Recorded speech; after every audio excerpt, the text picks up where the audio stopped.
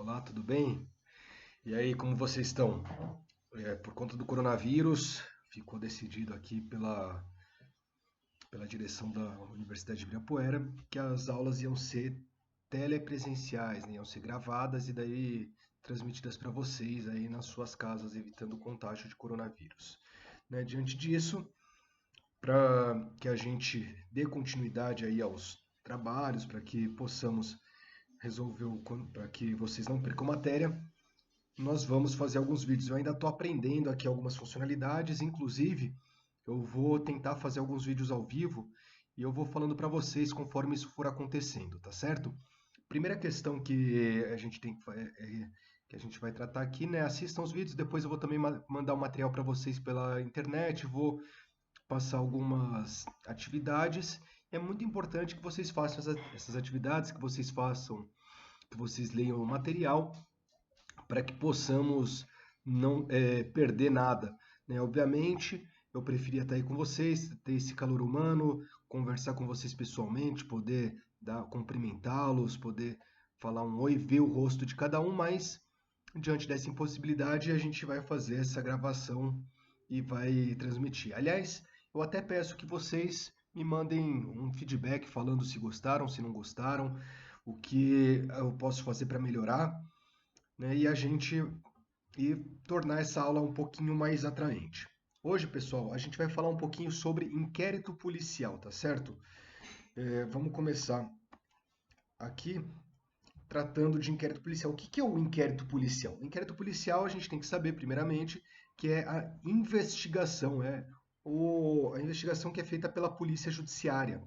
Então, a polícia ela investiga e verifica quem pode ter cometido aquele crime e se aquele crime efetivamente ocorreu, né? Imagina só, eu sei, eu gosto muito de dar exemplos para vocês e aqui não vai ser diferente. Então, imagina só que a polícia ela recebe o chamado de uma pessoa falando que está saindo um cheiro muito forte de um apartamento, do apartamento vizinho.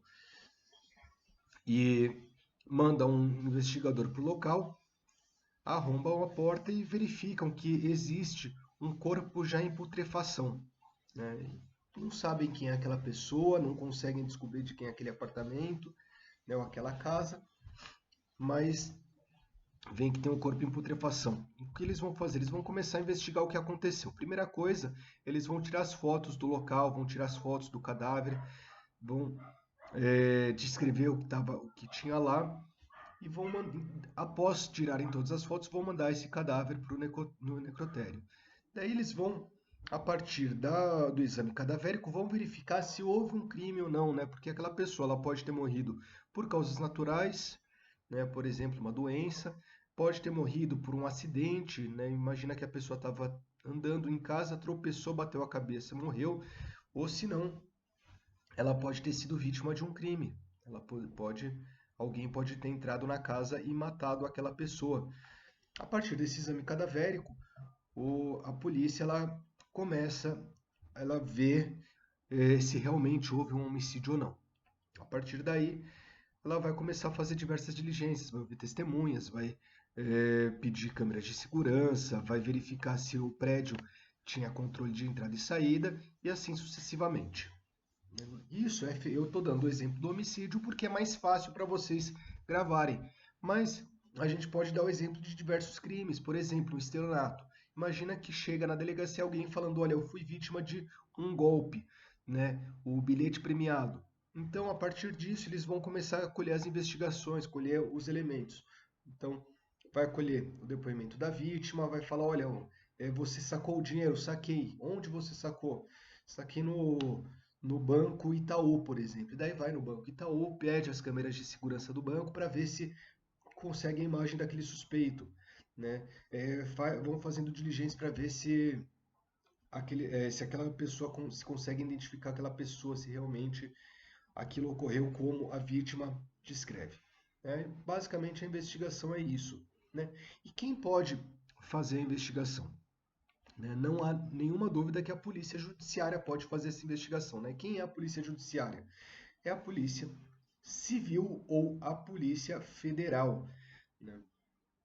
E daí, aqui eu queria passar para vocês uma informação muito importante, né? Principalmente para as pessoas que vão prestar concurso, mas lembrando que todo mundo presta OAB e já essa questão é comum cair em concursos.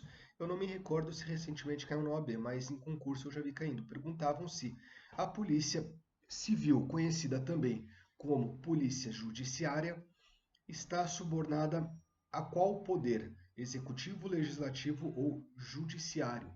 Né? Apesar de se chamar polícia judiciária, ela não está subordinada ao poder judiciário, mas ela está subordinada ao poder executivo. Ou seja, no caso da Polícia Civil, quem manda na Polícia Civil é o governador e quem manda na Polícia Federal é o presidente. Né? Lembrando que tanto o governador quanto o presidente eles delegam essa função. No caso, o governador ele delega essa função para o secretário de Segurança Pública, para o delegado-geral de polícia, né?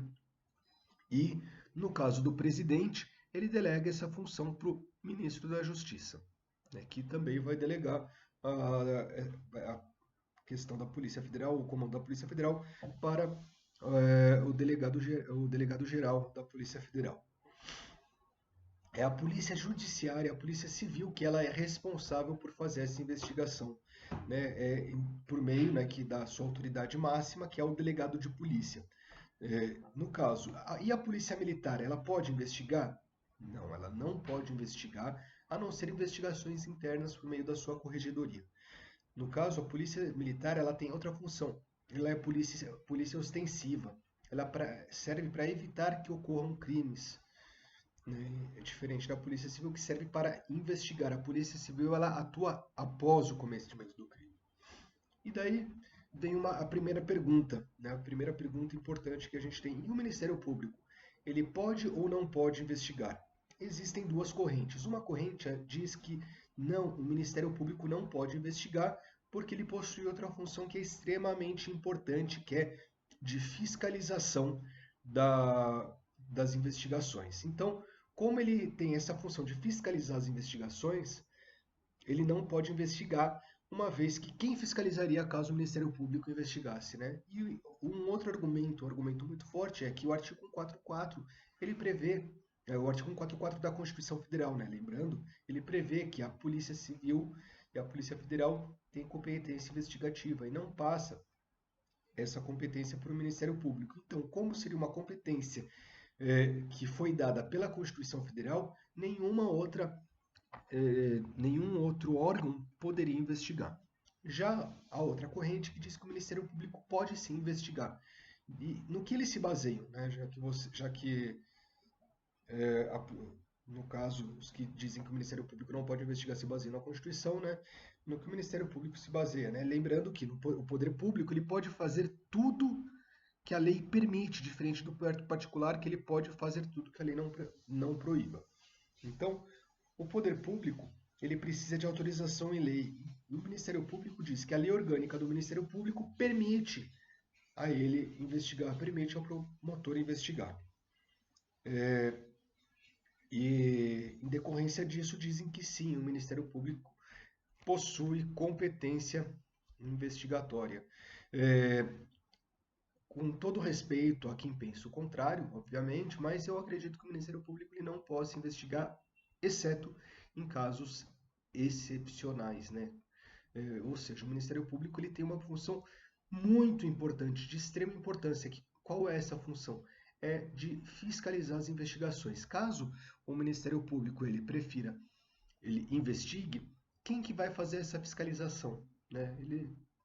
O inquérito policial ficaria sem fiscalização. Outra questão, diferente do advogado da defesa, que ela requer que sejam feitas diligências, requer vinda de documentos ao inquérito policial, o Ministério Público ele requisita. Qual a diferença de requerer e requisitar?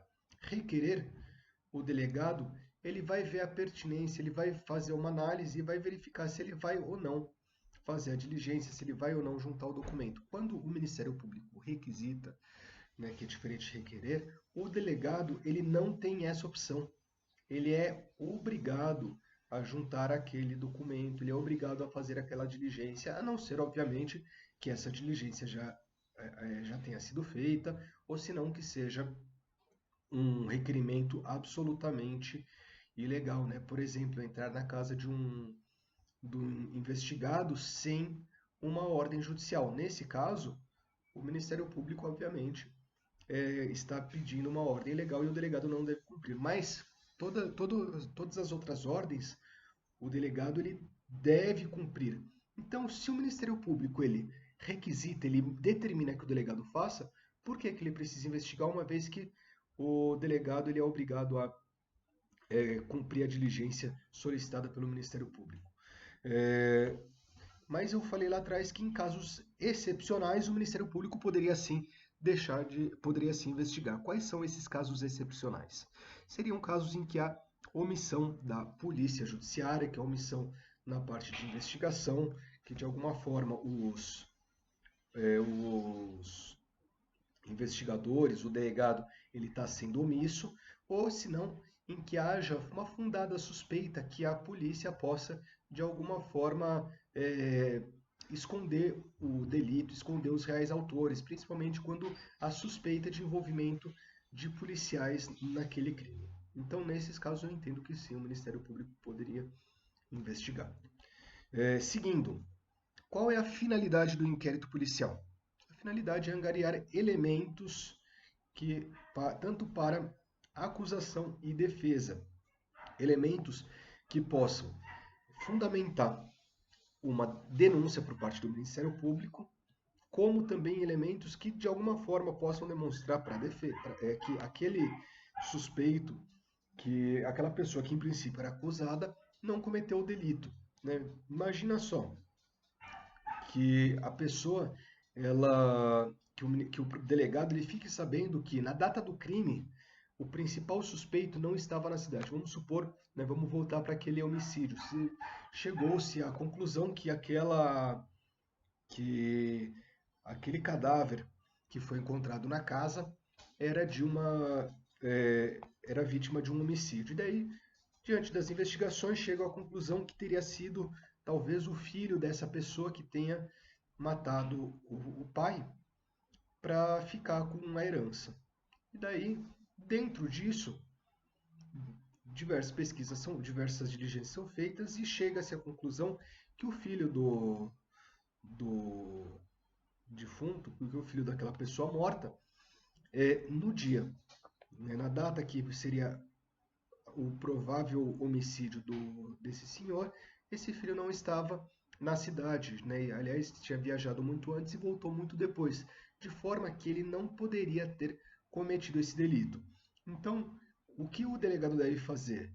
Ele deve juntar essa prova, porque pelo menos já afasta um suspeito, e daí é possível seguir por outra linha de investigação, né? Então, o delegado ele não deve colher elementos apenas para a acusação, deve colher elementos para a acusação que, inclusive, sirvam para fundamentar uma denúncia, mas também é necessário que, quando chegue algum elemento que seja favorável à defesa, que ele anexe ao processo, correto?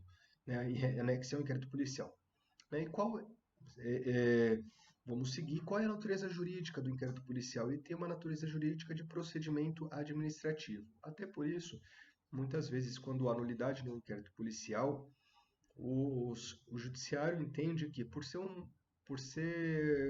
um procedimento administrativo, eventuais nulidades não anulariam tudo, né, mas apenas aquele ato. E o que se busca por meio de um inquérito policial? A prova da materialidade do crime, né? O que é a prova da materialidade? É a prova de que aquele crime efetivamente ocorreu. No caso do homicídio, né, prova-se que ocorreu, que foi tirada a vida de forma não acidental e de forma não natural, né? No caso do furto, prova-se que houve a subtração do bem móvel. No caso da apropriação indébita, mostra-se que o bem móvel não foi devolvido, e assim sucessivamente, né? Então, busca-se provar que aquele crime efetivamente ocorreu, né, uma prova da materialidade do crime e também indícios de autoria. O que são indícios de autoria? São indícios que demonstrem de alguma forma que aquele acusado, aquele suspeito, foi o autor do delito. Tá? E vamos seguir aqui. Né? Vamos ver a função de cada agente, de cada um no inquérito policial. Qual é a função do juiz no inquérito policial? A função do juiz é garantir a legalidade e deferir os pedidos de acusação e do delegado e do Ministério Público e eventualmente da defesa. Então, imaginem só que o juiz, que chega ao juiz um pedido de interceptação telefônica. Ele deve verificar qual é a relevância daquele pedido, qual é a legalidade daquele pedido antes de deferir. Né? Ele tem justamente essa função de garantidor da legalidade. No caso, pode ser que o delegado ou que o Ministério Público eles peçam uma prisão temporária ou até mesmo uma prisão preventiva durante o inquérito policial para angariar mais elementos, né, no caso da prisão temporária, ou se não, a prisão preventiva porque existe um risco à ordem pública. Né, imagina que o acusado, o suspeito, ele tem uma longa ficha criminal, e daí o Ministério Público, o delegado, eles podem pedir a prisão preventiva. Também pode ser o caso do um risco à instrução processual, na qual aquele suspeito, de alguma forma, tenta destruir provas, destruir documentos, ameaça testemunhas. Então, cabe ao juiz analisar os pedidos do Ministério Público e do delegado, principalmente com relação a isso. E aí a gente tem uma coisa muito importante, inclusive, que é uma inovação legislativa, que provavelmente quando vocês forem prestar OAB, já esteja em vigor, que é a questão do juiz de garantias. Né? O juiz de garantias ele tem justamente essa função de garantir a legalidade do inquérito policial. Ele não está lá para defender nem para acusar ninguém, ele está lá como alguém neutro. Né? E por que entende-se que é necessário um juiz de garantias? Primeira coisa, muitas vezes o juiz que toma conhecimento da investigação ele perde a parcialidade. O juiz de garantias ele busca justamente garantir a imparcialidade daquele que for julgar o processo. Né? Lembrando que o inquérito policial ele não segue, ele não tem o contraditório. Né? E por não ter o contraditório, muitas vezes apenas a acusação faz prova. Lembrando também que não é obrigatória a participação de defensor durante o inquérito policial.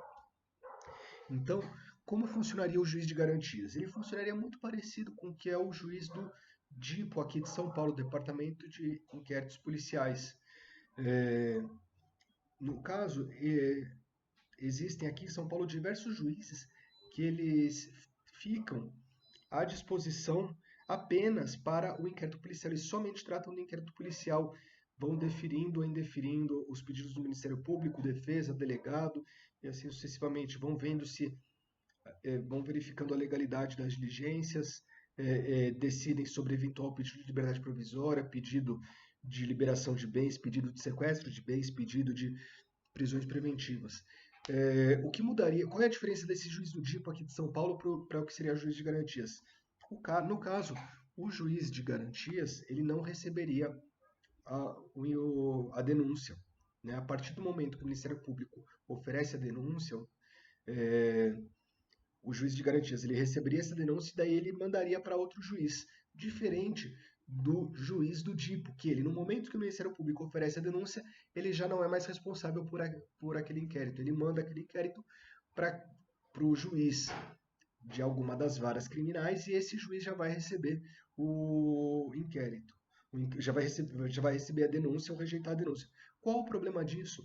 É que o juiz ele fica contaminado pelas provas colhidas na fase inquisitorial, na fase inquisitória, na fase do inquérito policial, em que não há contraditório, em que a prova não pode ser contestada pelas partes. Né? Isso é gravíssimo, uma vez que estamos falando de um processo que deve ser acusatório. Né? Quando a gente diz acusatório, uma separação clara entre... a gente tem que ter não só a separação entre acusador e julgador, mas também temos que ter em mente que esse julgador deve ser o mais imparcial possível. Uma vez que ele já tomou diversas medidas dentro do inquérito policial, muitas vezes ele acaba perdendo a parcialidade, né? E a gente tem que lembrar, todos somos pessoas, e como pessoas estamos propensos a erros e acertos, correto? Vamos lá, seguindo. E então o que acontece? O juiz de garantias, então, ele não teria acesso aos autos do inquérito policial, inclusive. Daí existe uma questão que ainda vai ser decidida aí, provavelmente pela jurisprudência, pela doutrina, vai ser orientada. Como ficam essas provas obtidas no inquérito policial a partir do juiz de garantias? No caso, elas ficariam em autos apartados em que o juiz não teria acesso. E daí, caso a pessoa, caso as partes queiram de alguma forma mostrar, daí eu acredito que elas tenham que juntar esses documentos em audiência. Mas o juiz ele não poderia mais ter acesso irrestrito ao inquérito policial para que ele não seja maculado com a imparcialidade. Tá? E a função do Ministério Público. O Ministério Público ele deve fiscalizar a lei, fiscalizar o andamento da investigação. Ele deve verificar se o delegado está agindo dentro da legalidade, se ele não está sendo de alguma forma displicente, privilegiando essa ou aquela pessoa. Ele deve verificar se as diligências estão correndo de forma normal, deve verificar se os prazos estão sendo cumpridos, né? Tudo isso é função do Ministério Público. No caso tem um defensor, a função é auxiliar a constituição, tipo, o acusado tem um defensor, né, auxiliar a constituição de provas, né, que demonstrem que aquele acusado, que aquele suspeito não cometeu o delito. Né? Lembrando que muitas vezes o advogado acaba auxiliando as investigações. Né? Eu vou até dar um exemplo que aconteceu comigo, né, de um caso de um cliente que ele foi chamado pela Delegacia de Repressão a Entorpecentes, porque o telefone dele constava como sendo de um traficante, um telefone que estava no nome dele. E daí eu vi o inquérito policial, vi do que se tratava e passei essa informação para o cliente. Ele falou, olha, nessa mesma época, né, ele falou, olha, eu tive os documentos roubados, e nessa mesma época tentaram abrir uma conta no meu nome e eu fui notificado pelo banco, né? E daí fui ao banco e demonstrei que, olha, eu não tentei abrir essa conta, né? Tive os documentos roubados, levou o boletim de ocorrência, tudo isso. Daí eu levei eu fui junto com o cliente, levei essas informações, levei toda essa documentação para o delegado, e o delegado, ele falou, não, realmente aqui fica claro que o seu cliente não tem participação nenhuma, então já foi para outra linha investigativa. Inclusive ele comentou com o cliente, olha, muito bom quando o advogado nos auxilia, porque dessa forma a gente consegue chegar num bom resultado muito mais rápido, tá certo? Então muitas vezes a função do advogado inclusive é auxiliar os os órgãos policiais e os órgãos acusatórios a achar o verdadeiro suspeito e não um falso suspeito, né? Como foi nesse caso que eu acabei de falar. Né? E outra questão, como o inquérito policial, né, indo agora para um passo adiante, o inquérito policial ele é inquisitorial, possui natureza inquisitorial. O que isso significa? Que ele não deve respeito ao contraditório. Vocês lembram da minha aula que eu falei sobre sistema acusatório e sistema inquisitório, em que no inquisitório você não tinha o respeito ao contraditório, à ampla defesa, né? E até por isso o delegado ele verifica qual é a pertinência de se juntar àquela prova que a defesa apresentou. Então, muitas vezes, se a defesa apresenta alguma testemunha e o delegado não quer ouvi-la por qualquer motivo, ele não precisa justificar. Diferente do caso de um processo judicial, de um processo criminal, em que o juiz, caso ele não deseja ouvir alguma testemunha, ele deve justificar os motivos que o levam a não querer ouvir aquela testemunha.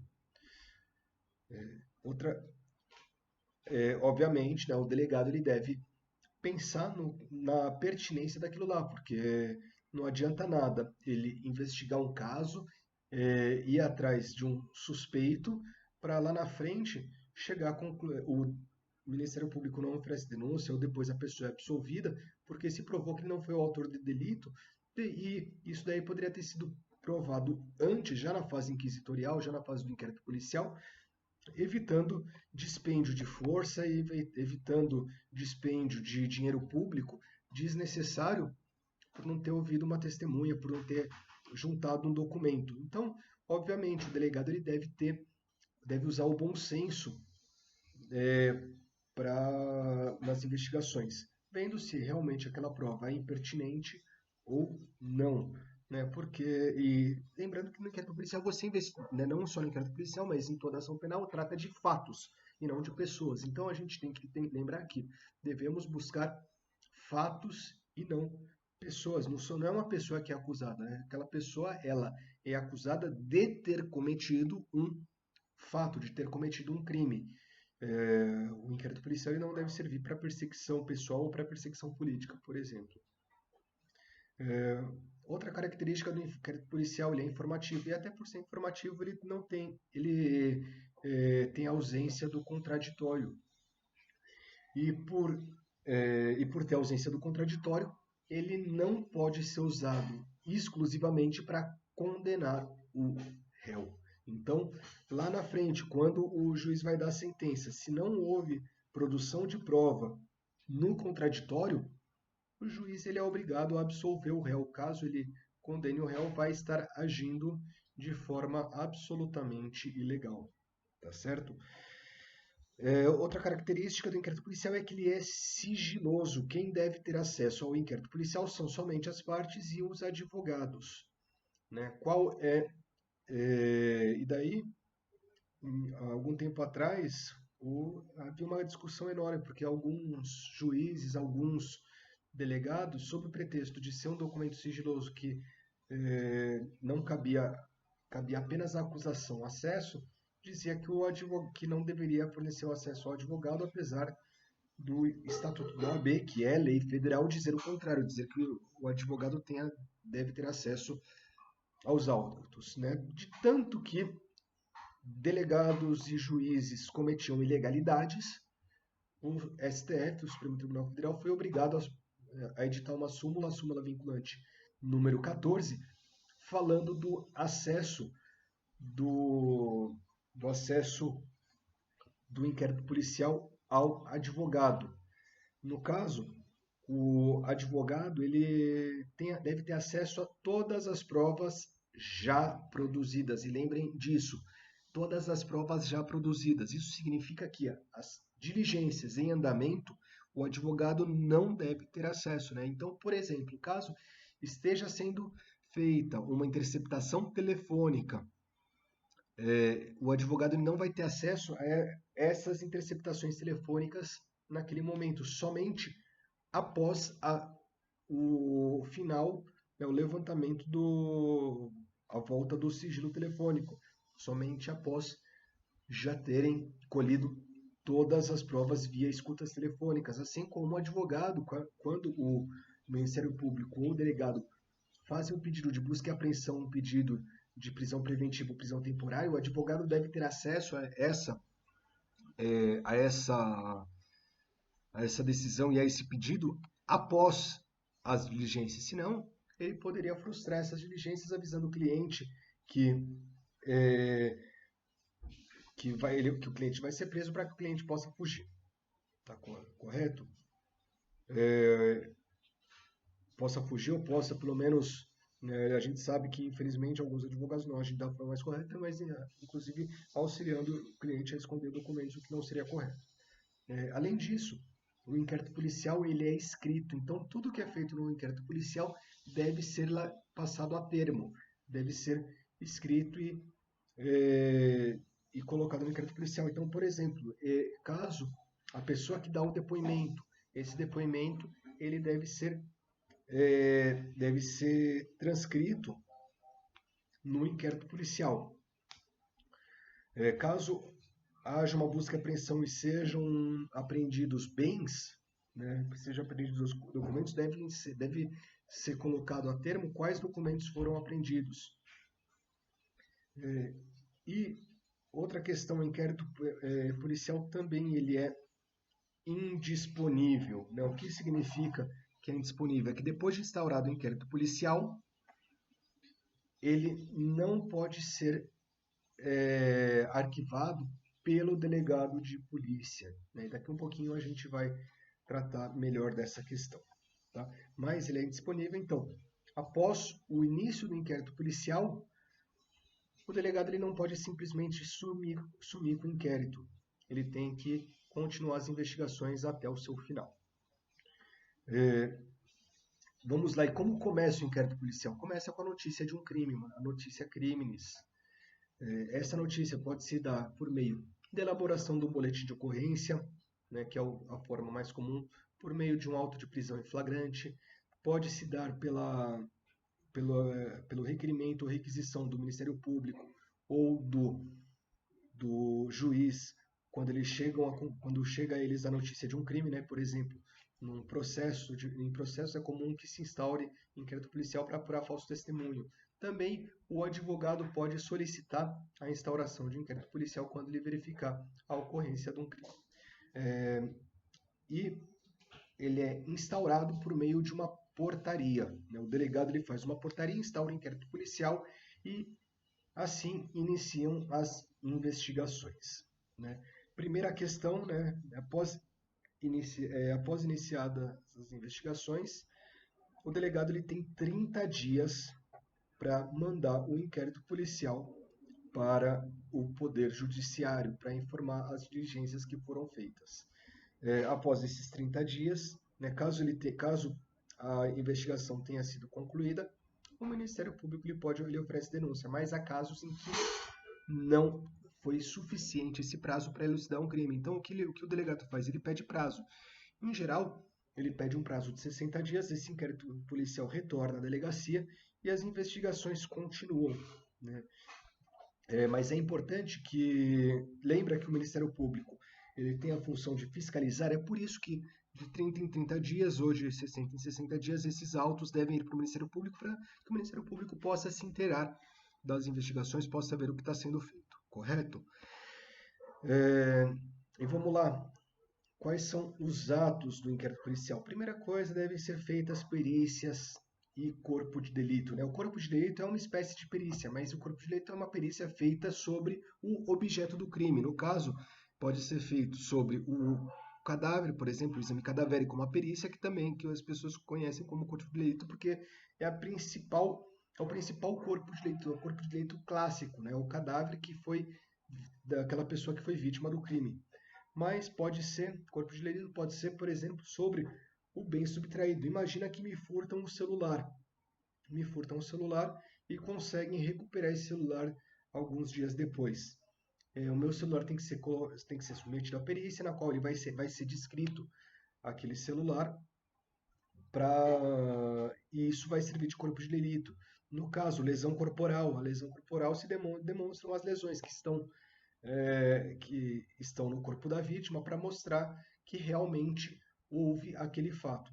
E, eventualmente, demais perícias, né? Por exemplo, a perícia sobre a arma. Imagina que seja um homicídio cometido com arma de fogo. Nesse caso, não apenas o corpo tem que ser submetido a uma perícia, mas também aquela arma de fogo tem que ser submetida a uma perícia, tem que ser feito o exame balístico para ver se foi realmente a daquela arma que partiram os projéteis, se aquela arma estava apta a disparar, né? Vamos supor, por exemplo, no crime de roubo, né? Roubo com arma de fogo.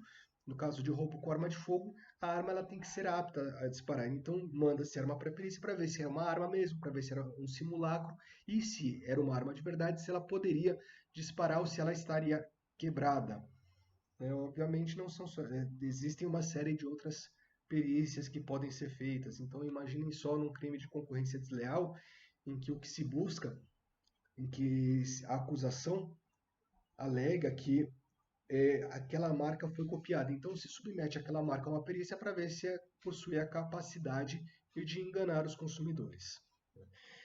Além da perícia e do corpo de delito, também são feitas oitivas de testemunhas e da vítima. Então, para chegar àquela elucidação do crime, é preciso ouvir diversas pessoas, né? Diversas pessoas precisam se ouvir o que a vítima, se a vítima estiver viva, claro, deve-se ouvir testemunhas que possam atestar o que de fato aconteceu. Se, olha, eu estava andando quando eu olhei e vi dois homens discutindo e um deles sacou a arma e atirou, né? Ou se não, isso daí é uma testemunha. Ou se não, naquele caso que eu falei lá no começo da aula, sobre o corpo que foi encontrado no apartamento.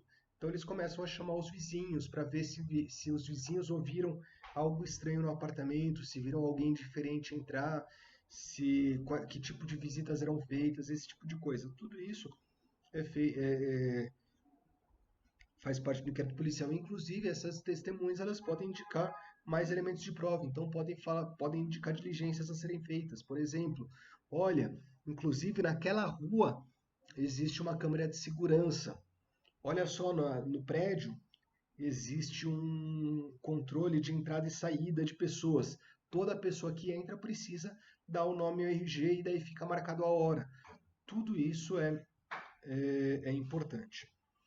Depois disso, é feito o interrogatório do suspeito, né? O suspeito ele dá a sua versão sobre os fatos.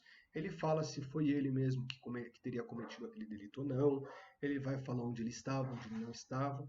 Lembrando que ele, inclusive, pode ficar em silêncio e esse silêncio, em hipótese alguma, pode ser utilizado contra ele. Feitas todas as diligências, né? Então, foi feita a perícia, o corpo de delito, foi feita a oitiva de testemunhas, ouviu-se a vítima, se a vítima está viva, interrogou o suspeito, buscou câmeras, fez a perícia do local, tirou as fotos.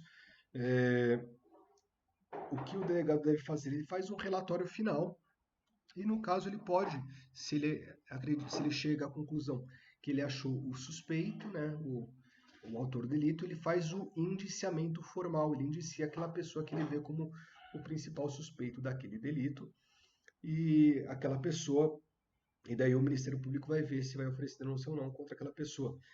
Mas no relatório ele vai descrever tudo o que foi feito durante as investigações, como que chegou ao conhecimento da autoridade aquele crime, se foi por meio de boletim de ocorrência, de uma requisição do Ministério Público, se foi por meio de um requerimento de instauração de inquérito policial feito por um advogado. Tudo isso é feito, o delegado vai descrever se houve prisão preventiva, se houve prisão temporária, quais vítimas foram ouvidas, o que cada vítima falou, qual foi o resultado das perícias, se teve busca e apreensão, o que foi achado na busca e apreensão, quais documentos, quais objetos foram ou não foram apreendidos, se há réu preso, réu não, se há algum suspeito preso, se há mandados de prisão que não foram cumpridos, então se há pessoas foragidas e ao final se ele se convence da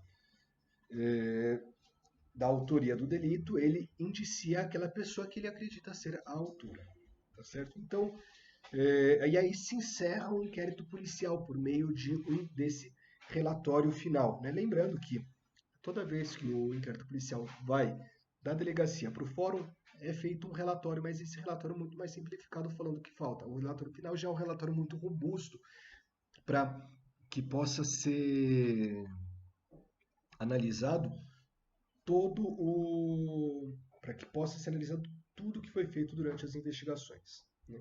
Chegou o relatório ao Ministério Público. O Ministério Público pode fazer?